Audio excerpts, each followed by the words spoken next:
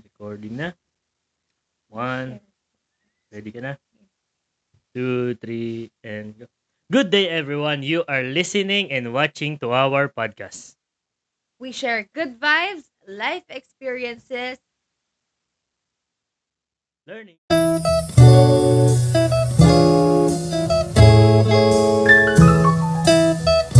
I'm Nick, and this is Laika, and you are here at My Positive Side.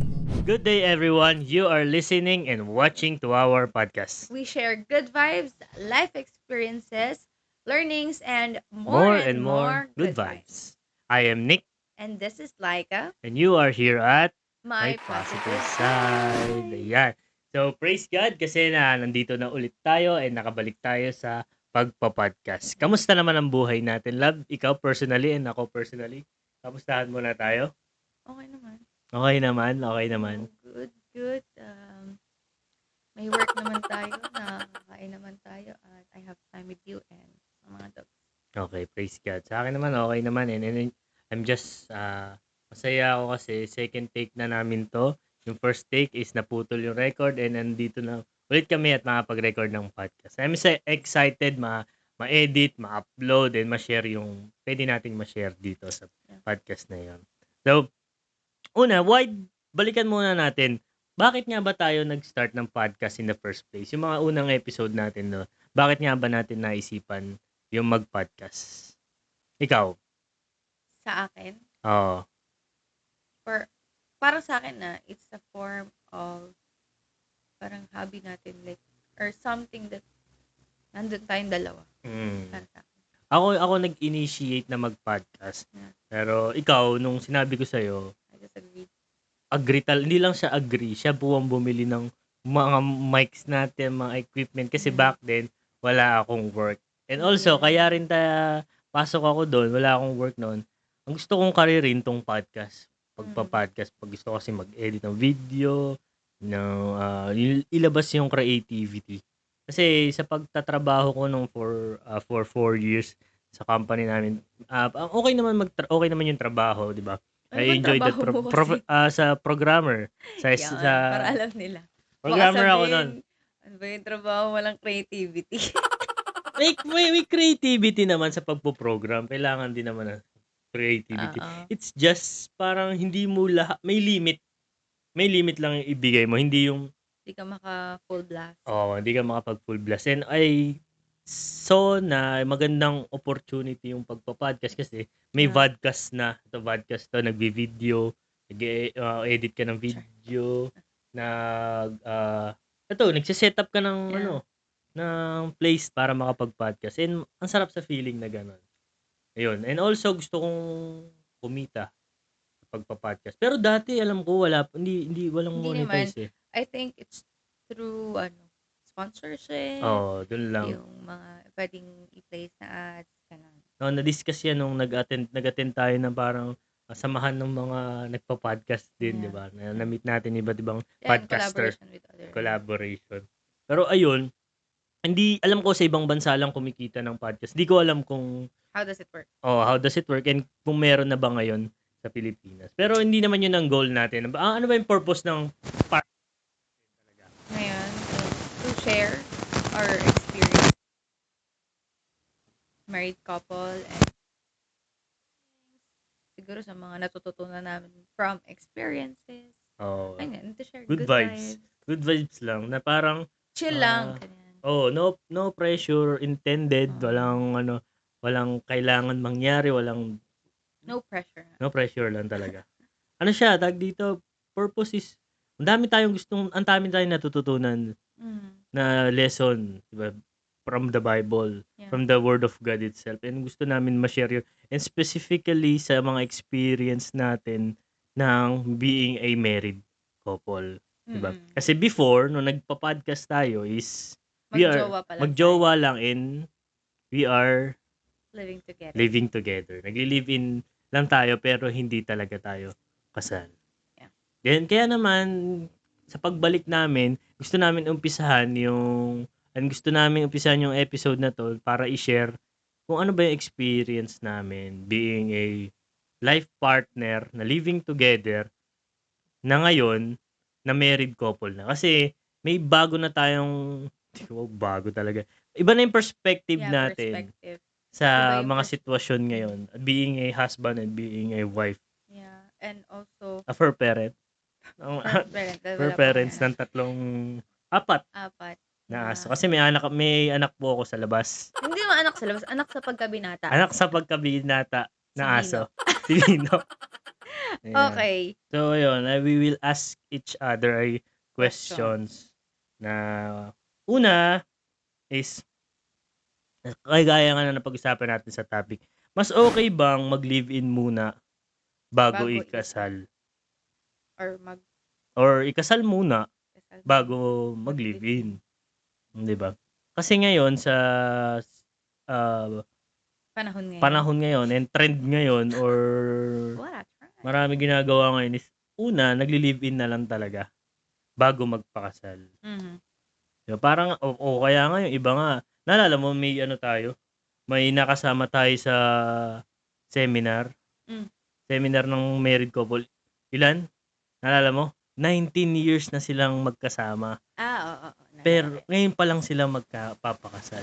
So 19 years, parang ang dami na nilang anak noon. Marami din doon. Di ba? Isa din, may anak na din.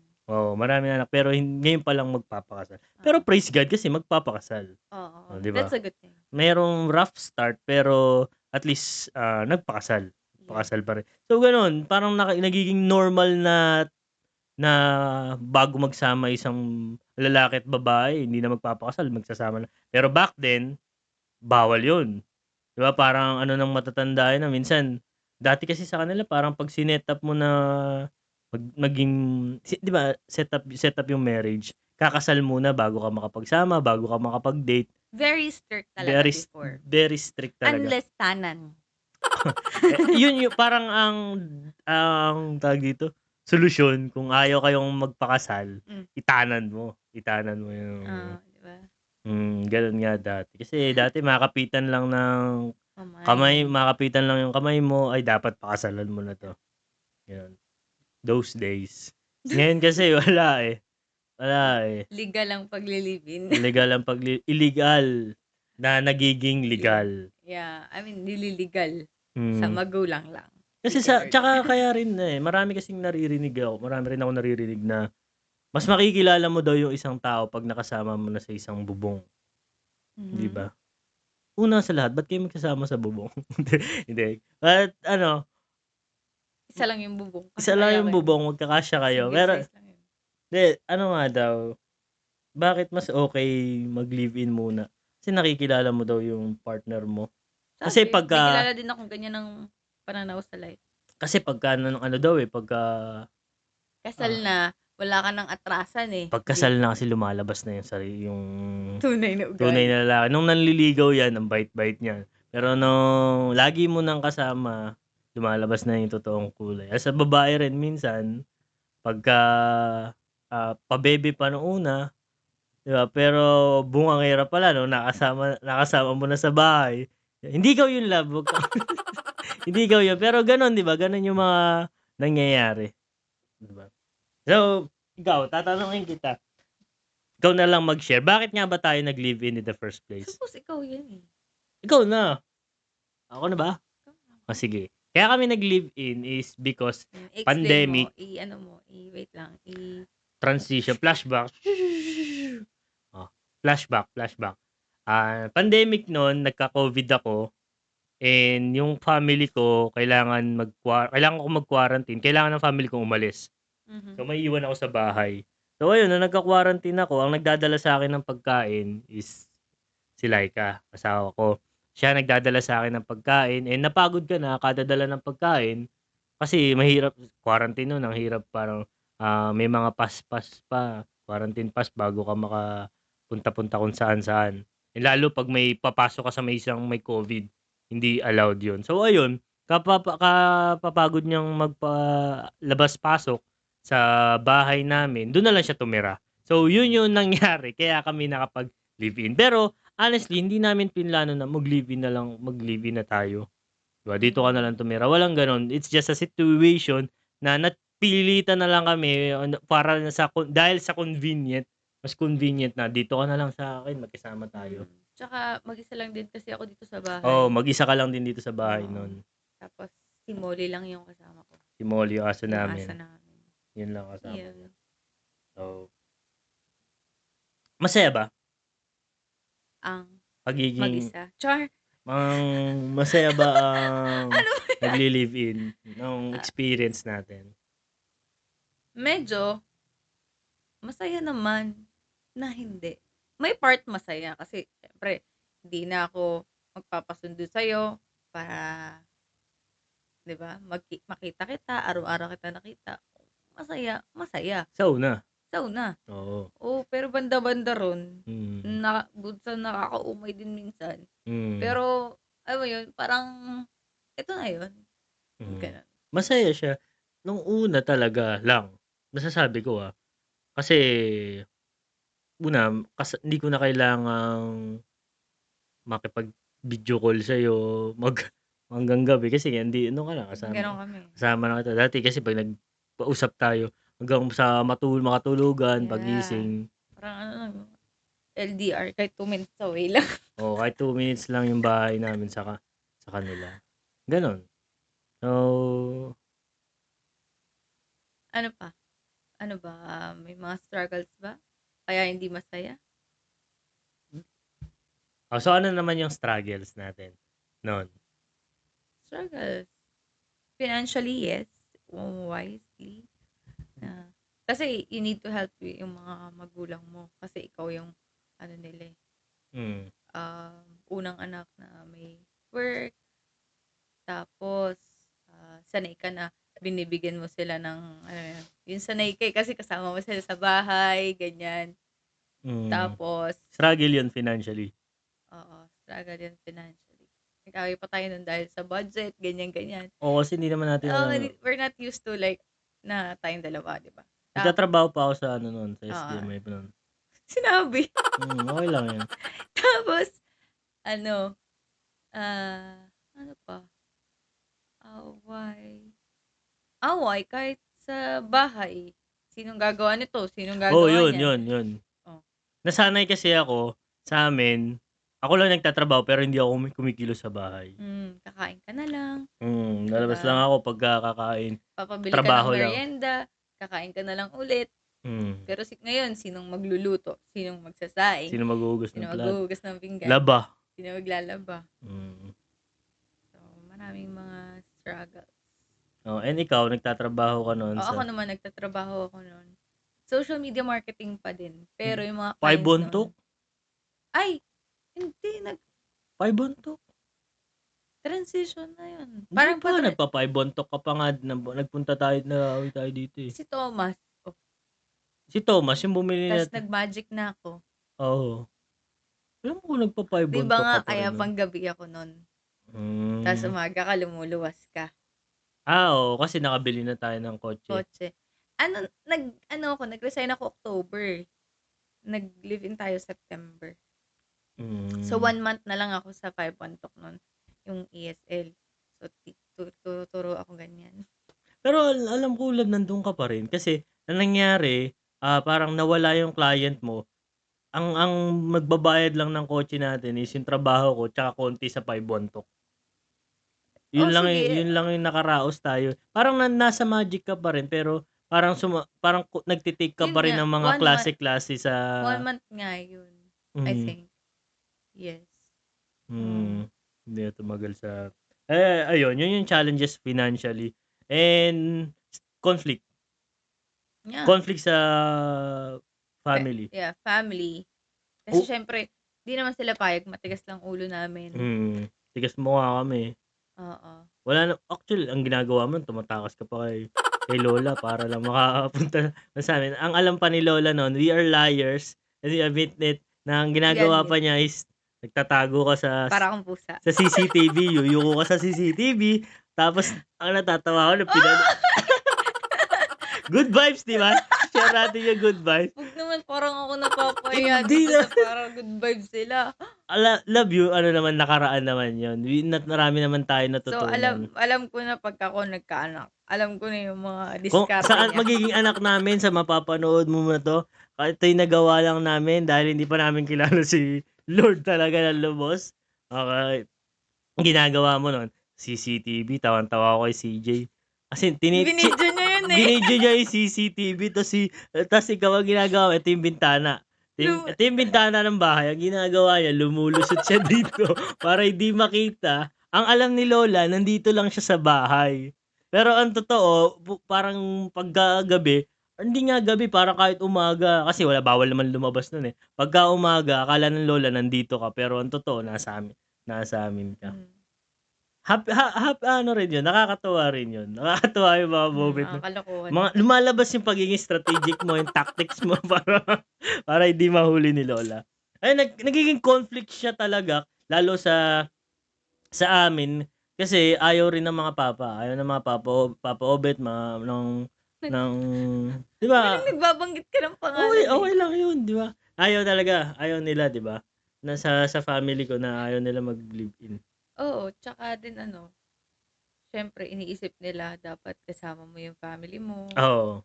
'di ba? Mga gano'n. Gano'n. Tas naalala ko pa na dumating sa point na hindi ko na lang kayo kakausapin. Wag Napagod ka na. ayoko na lang, ay wag na bahala kayo basta ako ipu-push ko 'to. Parang gano'n yung ginagawa ko dun. Mm, Wala na lang akong pake, hindi ko na kinakausap mga tita ko nun, 'di ba? Hindi ko na ang mga mama ko parang away na lang kami ng away. And gano'n side din kay namin. Lola, tsaka kay Nahihirapan din ako silang kausapin. oo, dati simula kami mag-jowa is lagi kong kausap si Lola. Pero nung nag-live-in tayo nun, siyempre ako rin Nahihiya. nahihiya rin ako kasi parang, si Lola kasi may, ano na talaga parang hindi sila sanay sa gano'n. Nasa ayos talaga yung pagpapalaki nila sa mga sa inyo ta's ginawa natin yun. So ayun, nagkaroon kami ng conflict pero okey na po kami ni Lola ngayon. Ayan, okey na Oo. kami ni Lola. Pero noon ayun talaga, parang from okey biglang nawala. Mm. 'Di ba, okey pa si Lola sa'kin nun kasi taga Pililya, 'di ba, Oo. Ang malapit lang, requirement po ng lola ko 'pag mag-aasawa daw ako, kailangan. taga Pililya, taga dito lang, para kilala niya daw ang pamilya. Oo, para hindi mo na paghahantingin mo nga naman Oo. 'di 'Pag ba? malayo daw mahirap daw malaman kung sino yung background of the family, Oo, mababait ba 'yan, ano bang history niyan. So, 'yun yung kanyang and kaya kaya siguro si lola oo, alangan sa mga mga exes char. critic critic kasi ayaw ayaw niya rin naman, ang purpose naman ayaw niya ng Oo, gusto niya lang mapasama ka, in good terms, in good terms. in good hands. Tingin ko masasabi kong yun yung worst part, kasi parang, feeling ko nun tayo lang dalawa, Oo, walang support ng the world family and revolves around us. parang kaya natin 'to. Pipilitin natin and Hindi. hindi umaayon yung mundo sa atin nun, 'di ba? Wala talaga Tsaka ang parang hirap talaga. mukha lang okey, Oo, oo, pero ang hirap. Parang hirap kang huminga sa mundo. matutulog ka, Tapos parang ah, 'pag makakasalubong mo sila, mahihiya mo yung mga tao or ang ano bang stand ko, pasabay tayo namamalengke, mga gano'n na hmm, parang, "Sino naman ako? 'Di naman hmm, tayo mag-asawa." Parang gano'n. ayun matutulog ka galit yung family mo sa'yo, Sobrang burden. 'di ba? Ang bigat nun. Yun yung masasabi kong worst part.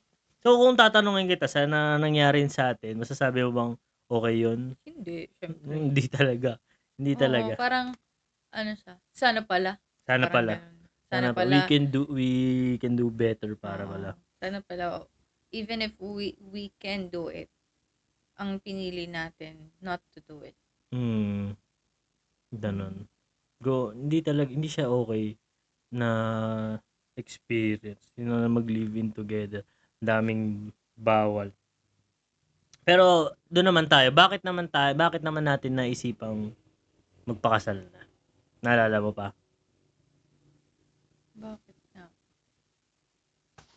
Dahil ba dun sa Hindi ko pa hindi kasi sigurado. nag-propose ka na ng December. Oo, yes, nag-propose Oo, na ako nag-propose ka December. ng December. Tapos, Bakit ba ako nag-propose ng bakit ka na nga December? nag-propose? Kasi sabi ko, Propose ka nag pa. every time na Every 2 every years. 2 years, nagbe-break kayo ng mga ex mo. Sabi ko, sige, itong sa akin, iba naman to. After ng 2 years, papakasal naman tayo, di tayo magbe-break. So, kaya nag-propose ako ng December 15. Yan. Naalala ko Dahil yun. take 2 na to, Take 2 na to, naalala niya alam ko na. na. Sa take 1, 16. hindi niya naalala. 16. Naalala mo ano nangyari? Paano ako nag-propose? Share mo sa kanila.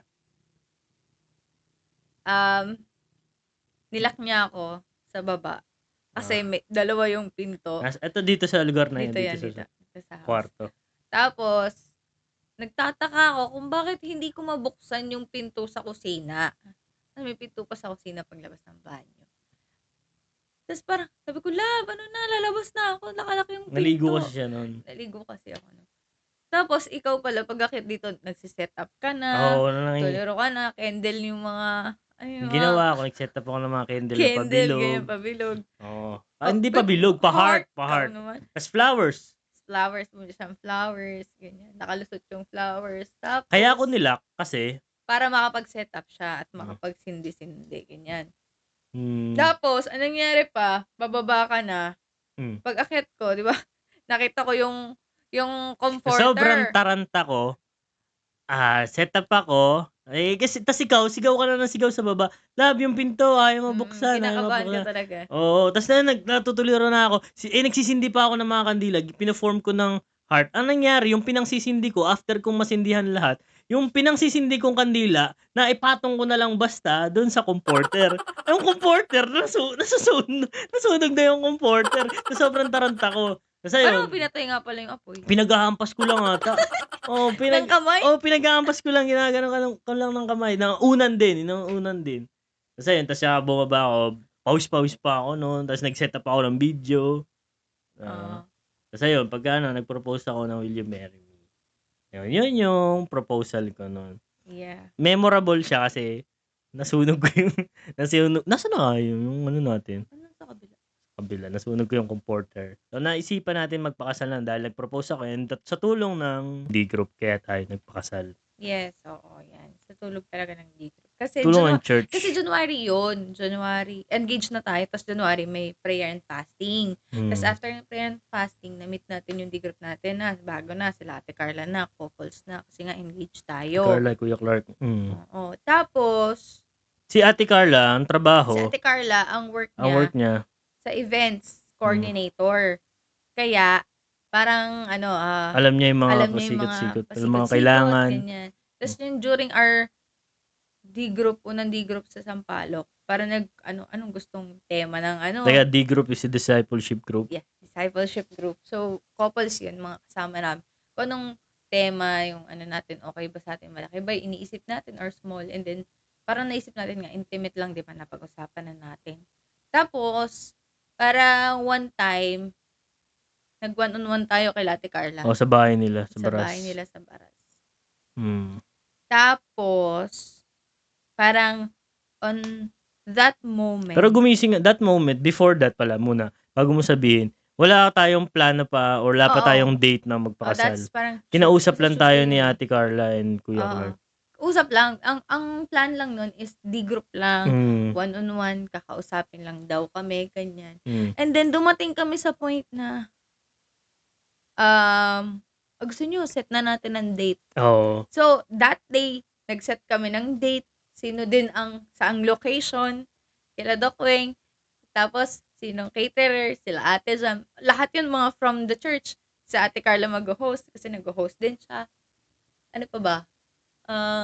I think na-set up kasi yun lang naman kasi kailangan. Kasi may churchmate din tayo na may-ari ng place. Oo, yun nga si Doc Weng.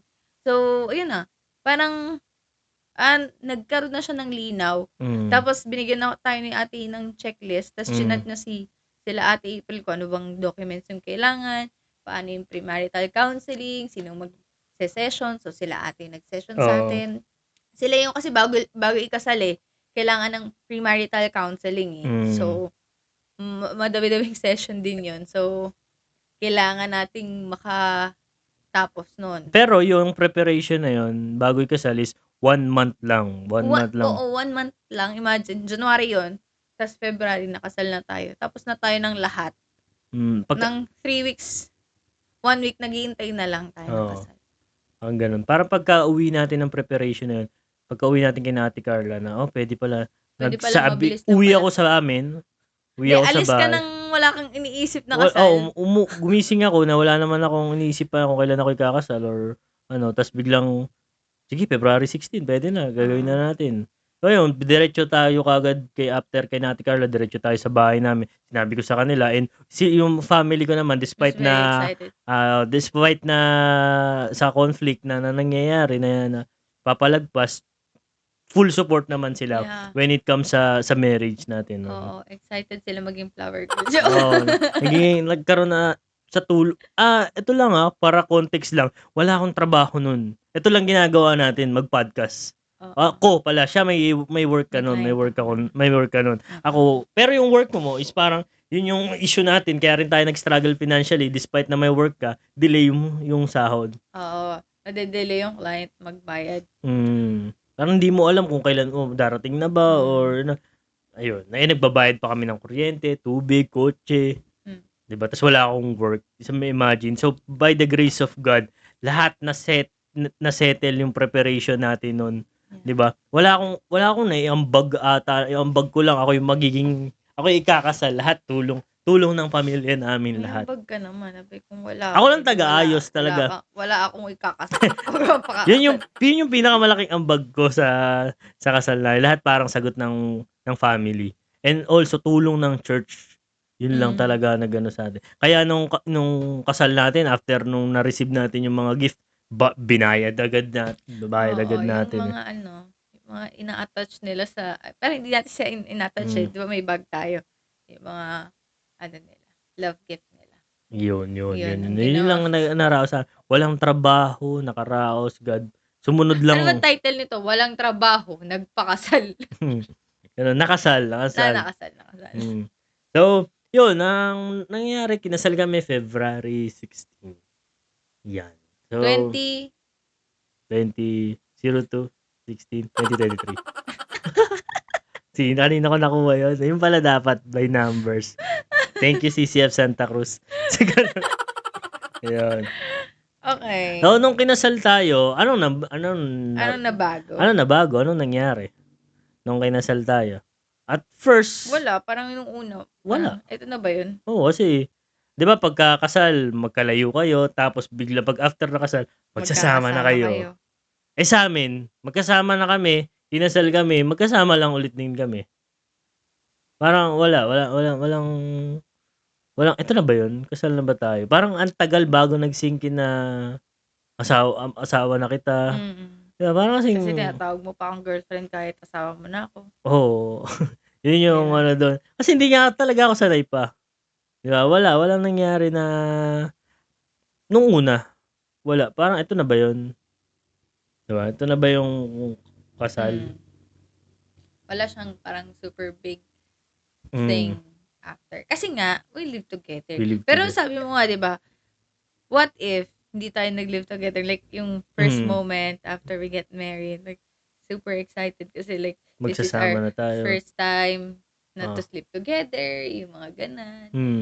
Things could be better and more joyful. Kasi, kung nauna sanang sasama, bubukas ka ng pinto, buhat-buhat mo yung asawa mo sa bahay, tapos magpe-prepare kayo ng pagkain to get first yung magkasama magkain. Dahil wala na nga kami, may kasama na nga kami noon. Parang wala rin Wala. Parang yung first morning lang. Naalala ko lang, pinag-bake lang kita ng cookies. Yun lang. Yun lang yung memory ko kasi. After the marriage. Parang sanay na Tapos parang hindi pa nga okay rin na kahit nung honeymoon kasi namatayan tayo ng aso. Actually, before, di ba? Before married, before getting married. wedding, namatay si Harley. After wedding, honeymoon, namatay naman si Bruce Lee. Yun. Kaya, hindi rin mixed emotion. Sasaya ka ba? Tapos wedding mo. Tapos lulungkot ka na naman. Diba? Ayun, So, sad dun lang. dun natin na-realize na importante talagang Magpakasal. magpakasal muna kasi merong ano, may mga blessing na kaalakip yung pagpapakasal, Mm. 'di ba? Na after mo ikasal lahat nakasupport sa'yo, 'di ba? Yes. Na may-e-enjoy mo yung lahat first time sa'yo na nabuhay na okay, 'di ba, na walang judgment. Puwede sana parang yung sa ano, sinabi rin ni pastor na puwede namang ma-avoid yung mga hurt sa buhay natin kung sumunod lang tayo. Hindi naman required na pagdaanan mo yung mga bagay-bagay na yung worst part, yung mga drama sa buhay kung sumunod lang tayo. Diba? Pwede siyang ma-avoid. Pero, dahil nga married na tayo, tas yung mga first weeks, sa tingin mo, ano yung mga naalala mong happiest moments together, ng mga first trimester, char? Mga unang ano. Sa una kasi parang wala akong maalala ang happiest, pero Ano yung unang happy pagkatapos ng wedding? happy kasi nandiyan okay na reconcile sa family. Ah. 'Di ba? Yun na yung happiest moment ko kasi ang gaan na sa buhay tas ang tawag na sa'yo mag-asawa talaga, 'di ba? Parang you can accept it na pag Oo. sinabihan ka na mag-asawa than before living together. Pag sinabihan ka mag-asawa, parang naaalangan ka pa kasi hindi naman Hindi naman talaga. talaga totoo, 'di ba? At saka yung alam ko na yung role ko, na husband na talaga ako. Hindi lang ako boyfriend mo, husband mo na talaga ako. Yun yung masasayang ang gaan na, gumaan yung buhay nung na-realize ko. Ikaw, anong happiest moments mo nung nagsisimula? Nung kinasal na? Yun nga, yung pagkakatabi kita, alam kong asawa na kita. Oo, Yung nakikita mo. pag nakapikit ka, alam kong, asawa ko na 'to. Parang gano'n. Hindi na nothing more, nothing less. Kasi nung kasama mo nga ako matulog, pumapasok ba sa isip mo na puwede naman na kitang iwanan, wala namang Wala ka namang habol wala sa'kin. naman akong obligasyon sa'yo, Yeah. 'di ba? Every time na makikita mo, puwede kitang iwanan, puwede mo akong iwanan nang walang nangyayari, 'di ba? Wala akong habol, wala akong assurance na mag-i-stay ka. Everyday gigising ka ng may risk, 'di ba? Na uncertain ka kung anong mangyayari. Kasi hindi naman tayo kasal nun. Gano'n. Yeah. Pero bakit meron naman ito sarili naming experience 'to sa pagle-live-in. Meron naman daw na nagle-live-in pero okey naman yung buhay. Okay naman daw sila. Okey naman daw sila. Oo, magiging okey talaga kayo pero every wrong decision has its own consequence. Sa Maaaring atin saglit lang. I mean like not praise God saglit lang. yeah, not that so long. Hmm. But it has a consequence. Pero paano, what if mas mahaba pa, Oo. 'di ba? Yung suffering niyo. Kasi marami naman okey naman daw sila nung hindi pa sila, nagle-live-in sila, okey naman yung buhay nila. Actually wala namang umamin na hindi okey yung buhay pagka ano, Pag kasi tinatanong mo. kasi pagka nandun ka sa sitwasyon na yun papangatawanan mo yun, Ay, Oo, sabagay, 'di ba oo. papangatawanan ko 'to, okey lang kami, masaya naman kami, 'di ba? Pero spiritually, hindi okey, 'di ba? And kahit i-claim mo na okey kayo, we are 100% sure mas mabigat sa feeling, mas mabigat ang buhay pagka hindi kayo kasal. It's just nagse-settle na lang tayo na for less na, "Okey na 'to, hindi kami kasal." 'Di ba? Pero lalo nire-remind ko rin ni-remind ko rin yung Diri group na bilang lalaki, deserve ng partner mong pakasalan. Yes. 'Di ba? Parang ikaw responsibility mo yun na bigyan mo naman sila ng kasiguraduhan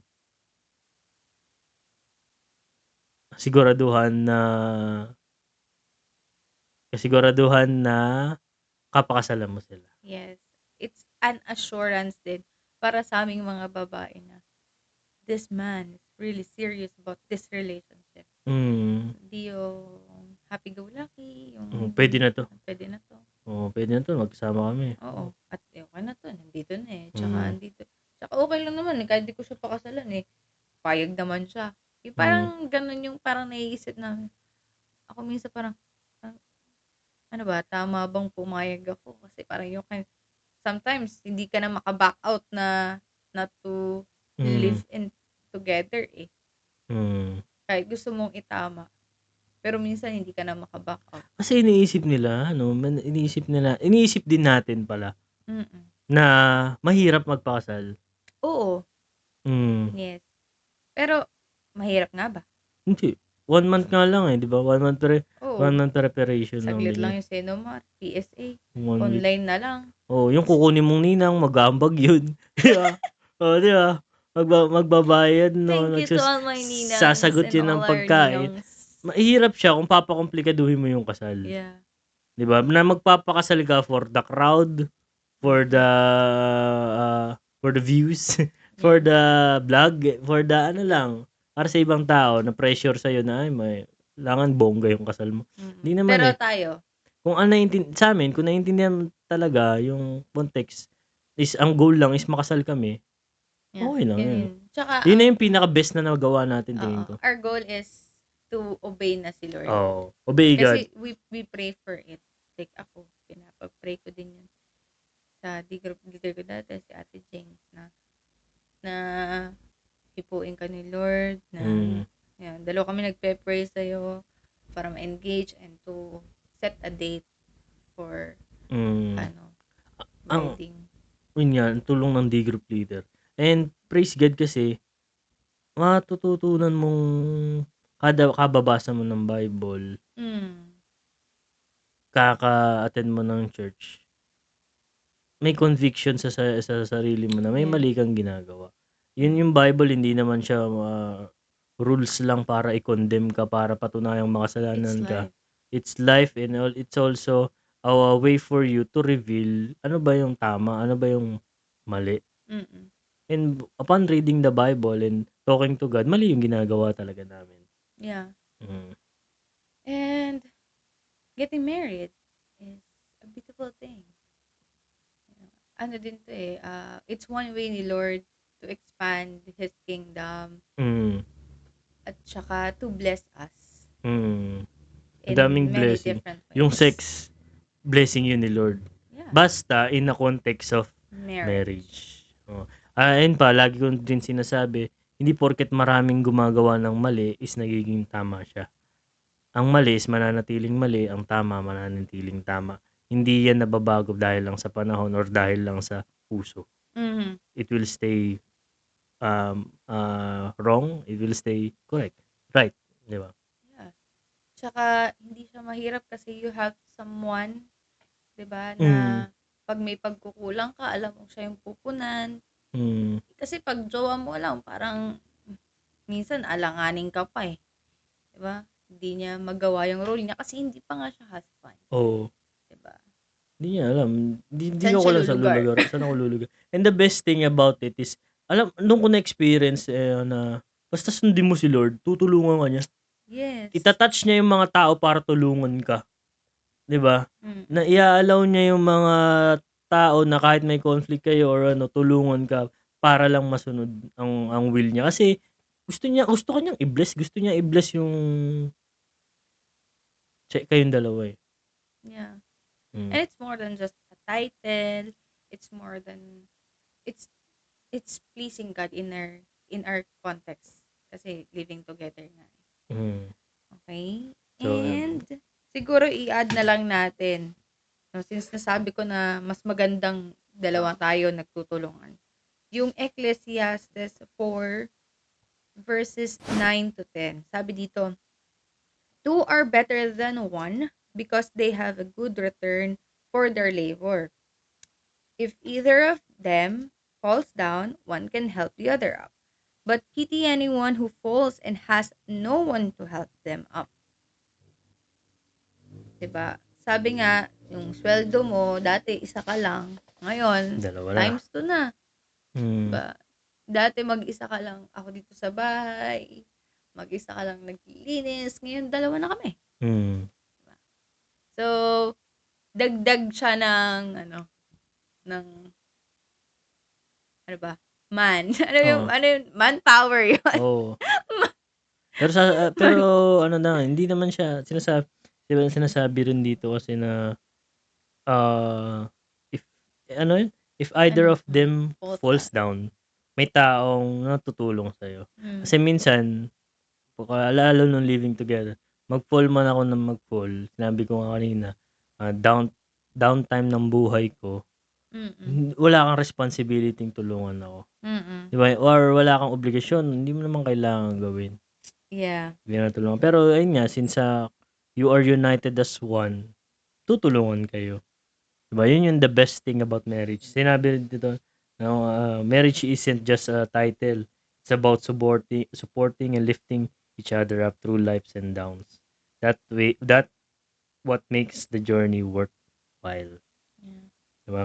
And i-end ko siya, i-end natin yung podcast sa isang analogy, a blueprint analogy na building. Imagine you are building your house, your dream house. Diba tayo, hindi pa tayo nagbi-build ng house natin. Pero imagine nagbi-build kayo ng house. And pag nagbi-build ng house, kailangan is may blueprint, may design, and may building permit. Yeah. Yes, may mga permit na kailangan. And also, engineer and architect nagtutulungan para makagawa blueprint, design ng bahay, pundasyon ng bahay, electricity and everything. And the goal ng purpose nun is para tumibay yung pundasyon ng bahay nyo. Kaya may mga, di ba, may blueprints, may ano. Yan ang purpose nun. Pero, imaginein mo, pagka yung bahay, tinayo mo na lang agad. Parang without lang ata yan. Without a permit, without a architect, walang tulong ng engineer, binild mo yung bahay ng ganun. Ng basta-basta. Construction ka na agad. Kaya naman natin dalawa to Kaya na lang gumawa. Oo, magsusurvive. Oo. Pero yung bahay na gagawin mo, lalo't iba naman yung profession ko, iba yung profession mo, di ba? Ang gagawin nating bahay is hindi matatag. Hindi ganun katatag. Kasi walang walang building, illegal nga yun, wala kang building permit di ba? Bakit ka nandyan? Hindi dapat may building permit. Dapat yung electricity niyan, maglalast ba? Di ba?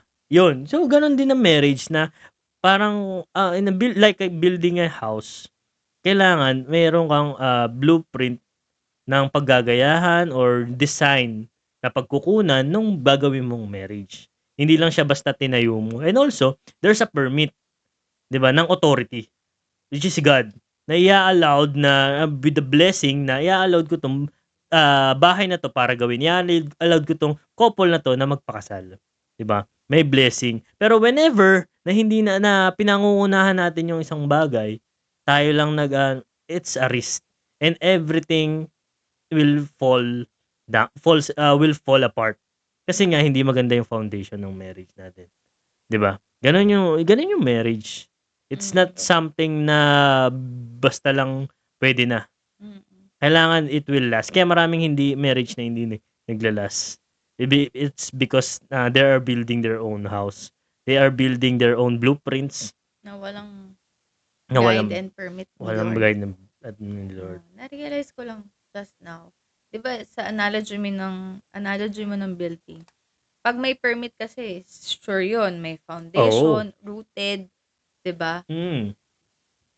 Dapat ganun din tayo, 'di ba? Pagka rooted din yung relationship natin kay Lord. Pagka tayo ay nasa kanya dun sa relationship, hindi yung tayo na lang basta decision. Kasi ang plano natin, pang ngayon, masurvive lang natin to. Hindi natin iniisip yung kakayanin kapag tayo lang nagtayo, hindi tayo nakapundasyon at rooted. Ayun. So, I think that's it. That's it. Kasi nga sa following God's design and getting marriage, first is a must. Yun talaga yung pinakang design ni Lord ng marriage. Kasi si Lord yung magpo-provide ng stability, security, yung dalawa. And also, may mga commitment and may mga roles din na binigay sa atin si Lord ng being a husband and being a wife. And para magkaroon tayo ng lasting and fulfilling relationship na hindi lang sa ating dalawa, but sentro is si Lord. Yeah. Amen. Amen. So, and that's it for now. Thank you for listening to our podcast. God bless everyone. See you next episode. Bye-bye.